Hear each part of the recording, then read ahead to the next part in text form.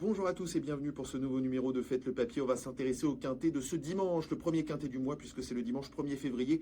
Et c'est un quintet assez exceptionnel puisqu'un quintet au trop monté, le prix de l'Île-de-France, la consolante du prix de Cornulier sur la vitesse cette fois 2175 mètres à parcourir. On va aborder ensemble la liste des partants. Ils sont 15 au départ avec en haut de tableau le numéro 1 Élégance Chronos qui est présenté par la famille Abrivard. Élégance Chronos qui a peu couru sous la selle mais souvent à bon escient.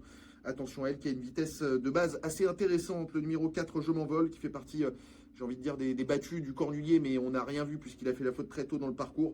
Attention à ce pensionnaire de Mathieu Mottier qui peut remettre les pendules à l'heure. Gold Voice, parmi les bonnes femelles d'âge au départ de cette course. Le numéro 6 King Game, elle aussi disqualifiée dans le dernier Cornulier il y a 2 semaines. Capola de l'Épine, Alpha du très beau monde dans cette première partie de tableau. Évidemment Jéroboam d'Érable, 3e du Cornulier, lui qui était parti grand favori ce jour-là et qui s'est bien comporté, même s'il a été devancé pour finir. Et puis dans la seconde partie de tableau, It's Dollar Maker qui va retrouver une distance réduite à son entière convenance. Jean Balthazar qui a été une très bonne note dans le Cornulier. Hirondelle, Ina, les deux représentantes de Joël Allais, et puis Idéal Duchesne qui aura cette fois-ci sur son dos Pierre-Yves Verva, puisque Paul Ploquin, je le rappelle, est sur la touche. Mes 4 préférés, puisque je vais vous proposer un ticket en champ total avec 4 bases.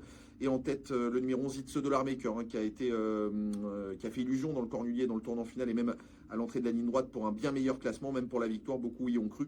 Il a trouvé un petit peu le temps long pour finir, un cheval qui est plus à l'aise sur les parcours réduits, qui a beaucoup de vitesse. Et Benjamin Rochard, qui va être son partenaire puisqu'Éric Raffin est à pied, pourrait pourquoi pas réaliser un numéro en solitaire et avancer de bonne heure pour tenter de perdre ses rivaux en route.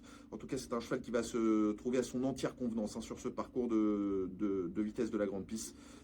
Un cheval qui a déjà très bien fait sur les parcours réduits. En deuxième position, le numéro 14 Inadurible, qui est la tenante du titre, tout simplement, de ce prix de l'Île-de-France. Elle qui devançait l'an dernier Idéal Duchesne dans cette même épreuve, qui a été étincelante dans le Cornulier, dont elle a fini excellente deuxième. Jean-Louis Claude Dersoir la connaît parfaitement.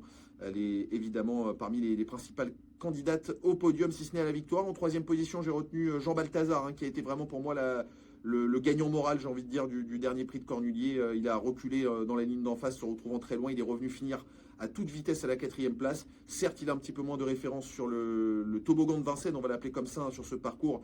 On dévale la descente en partant, mais c'est un cheval qui a montré également son aptitude sur les tracés réduits. Et je pense qu'il est capable au moins d'accrocher une place, si ce n'est mieux, pourquoi pas, de rivaliser pour la victoire. Et puis enfin, en bout de piste, j'ai retenu le numéro 1, Élégance Chronos.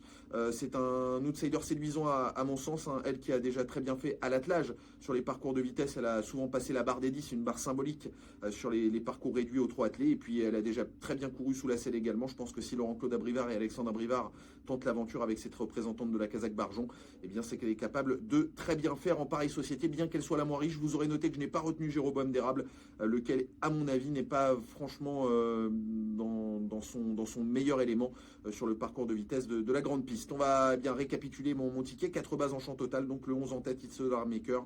En deuxième position, le 14 Inadurible, le 12 ensuite Jean Balthazar. Et là, c'est Élégance Chronos. Tous les choix associés à un ticket qui va vous coûter 11 € en flexi, 50%. Voilà donc pour le Faites le Papier de ce dimanche 1er février. Très bon jeu à tous et à bientôt sur Equidia et nos réseaux sociaux.